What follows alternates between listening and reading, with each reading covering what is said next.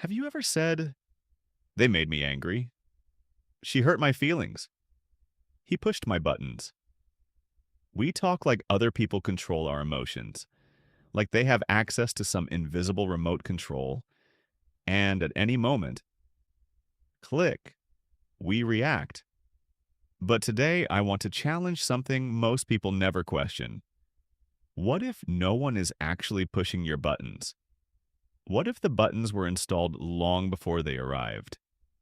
This is what I call the button pusher myth. 1. The button pusher myth. Nobody can make you feel anything. They can say words. They can act carelessly. They can behave badly. But the emotional reaction? That comes from inside you. Two people can hear the same insult. One laughs, one explodes. Why? Because the trigger is not the event. The trigger is the interpretation. And once you understand this, you stop being emotionally kidnapped by other people's behavior. 2. The secondary emotion revelation. Here's something even deeper. Most of the time, the emotion you feel first isn't the real one. Anger often covers hurt. Sarcasm often hides insecurity. Cold silence often protects fear. Psychologists have studied this layering of emotions for decades, including researchers like Paul Ekman, who explored how emotions mask one another. Anger is powerful. Hurt is vulnerable. So your brain protects you. It swaps vulnerability for power. But when you learn to identify the primary emotion underneath the reaction, you gain clarity. And clarity is power. 3. The choice point discovery. There is a tiny space, so small you almost miss it, between stimulus and response. Psychiatrist and Holocaust survivor Viktor Frankl once wrote, "Between stimulus and response there is a space. In that space is our power to choose. That space is your freedom, not after you explode, not after you regret. Right there, that microsecond, that is your choice point. And emotional intelligence lives in that gap." 4. The observer self-technique. You are not your emotion. You are the one noticing it. Instead of saying, "I am angry," try saying, "I notice anger arising." That small shift activates what psychologists call metacognition, the ability to observe your thoughts. Practices like mindfulness meditation, popularized in the West by people like John Kabat-Zinn, train this exact skill.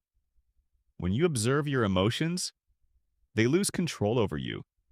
You move from reactor to witness, and the witness is always calmer than the storm. 5. The reframe revolution. The event is neutral. Your meaning creates the emotion. Someone ignores your message. Story A. They disrespect me. Emotion. Anger. Story B. They're overwhelmed. Emotion. Patience. Same event. Different story. Different feeling. This is cognitive reframing, a core technique in cognitive behavioral therapy developed by psychiatrist Aaron T. Beck. Change the meaning. Change the emotion. This is not denial. This is mental strength. 6. The boundary blueprint. Calm doesn't mean passive. Emotionally intelligent people don't explode, but they also don't tolerate disrespect. They set boundaries. Clear, simple, firm. I'm not comfortable with that. Let's speak respectfully. I'll continue this conversation later. No drama, no performance, no yelling. Boundaries protect your peace without attacking others. 7. The timeout protocol.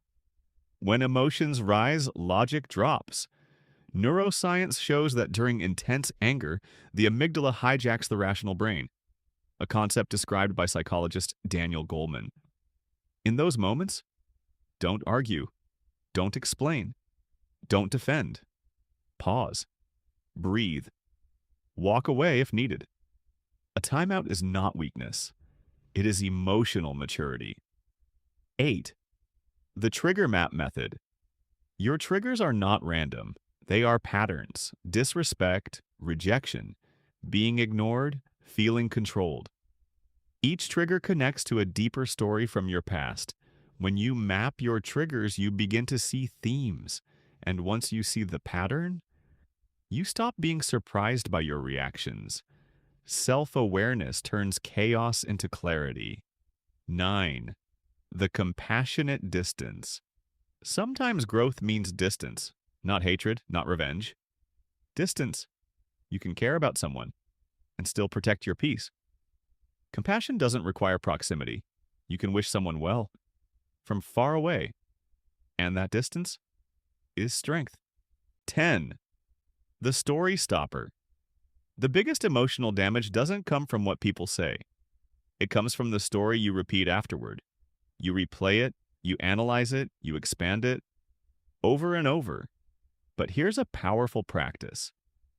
When the mental replay starts, say internally, "Stop, that's a story." Return to the present, because suffering grows in repetition. Peace grows in awareness. Closing, no one is pushing your buttons. You are discovering where they were installed, and once you see that, you gain power. The power to pause, the power to observe, the power to reframe, the power to protect, the power to walk away calmly. Emotional intelligence is not about suppressing feelings. It's about mastering the space between feeling and reaction.